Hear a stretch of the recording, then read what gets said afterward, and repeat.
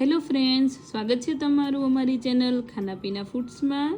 તો આજે આપણે બનાવીશું એક નવી રીતે પનીર ભુરજીની રેસીપી। તો ચાલો હવે આપણે તેને બનાવવાનું ચાલુ કરીશું। તો સૌથી પહેલાં આપણે એક પેન લઈ લેશું। પેનમાં આપણે 2 ચમચી જેટલો ચણાનો લોટ નાખીશું અને ત્યાર પછી આપણે તેને શેકી લેશું।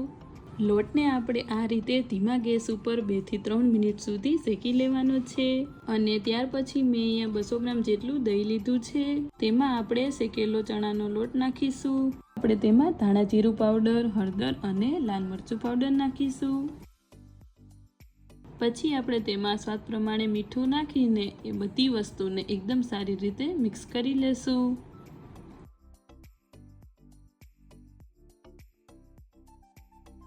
ફરી આપણે પેન લઈ લેશું અને પેનમાં આપણે 3 ચમચી જેટલું તેલ એડ કરીશું અને 2 ચમચી જેટલું ઘી નાખીશું।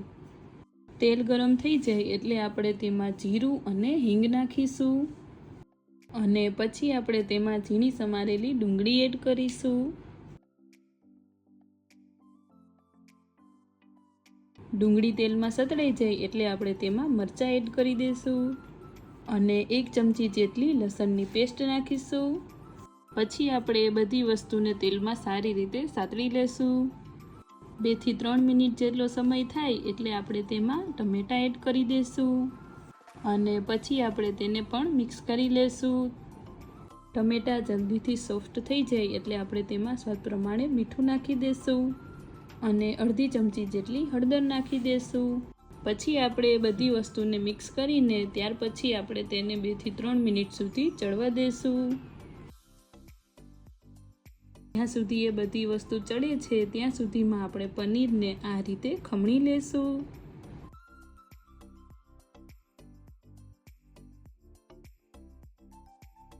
બે થી 3 મિનિટ જેટલો સમય થઈ ગયો છે તો હવે આપણે તેને ચેક કરી લેશું। આ રીતે બધી વસ્તુ તેલમાં ચડી જાય એટલે આપણે જે દહીંવાળી પેસ્ટ બનાવેલી એડ કરી દઈશું અને પછી આપણે તેને એકદમ સારી રીતે મિક્સ કરી લઈશું।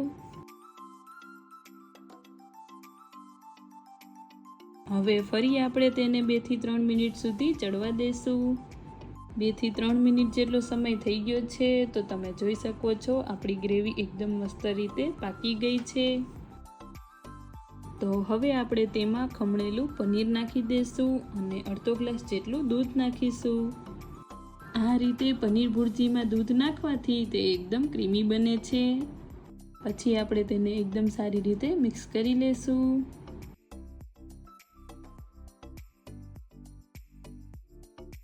ફરી આપણે તેને 4 થી 5 મિનિટ સુધી ઢાંકીને ચડવા દઈશું। 4 થી 5 મિનિટ જેટલો સમય થઈ ગયો છે તો હવે આપણે તેને ચેક કરી લેશું। તમે જોઈ શકો છો સાઈડ ઉપર તેલ છૂટું થઈ ગયું છે એટલે કે આપણી પનીર ભુરજી બનીને તૈયાર છે। તો હવે આપણે તેને નીચે ઉતારી લેશું અને ત્યાર પછી આપણે તેમાં 2 ચમચી જેટલો લીંબુનો રસ નાખીશું। તો હવે આપણે તેને સર્વિંગ પ્લેટમાં સર્વ કરી લેશું। તો તૈયાર છે એકદમ ઇઝી અને ટેસ્ટી એવી પનીર ભુરજીની રેસીપી। આપણે તેને પરાઠા અને ડુંગળી સાથે સર્વ કરીશું। તમને આ મારી રેસીપી કેવી લાગી એ કોમેન્ટ કરીને જરૂરથી જણાવજો અને મારી આ રેસીપી તમે એક વખત જરૂરથી ટ્રાય કરજો।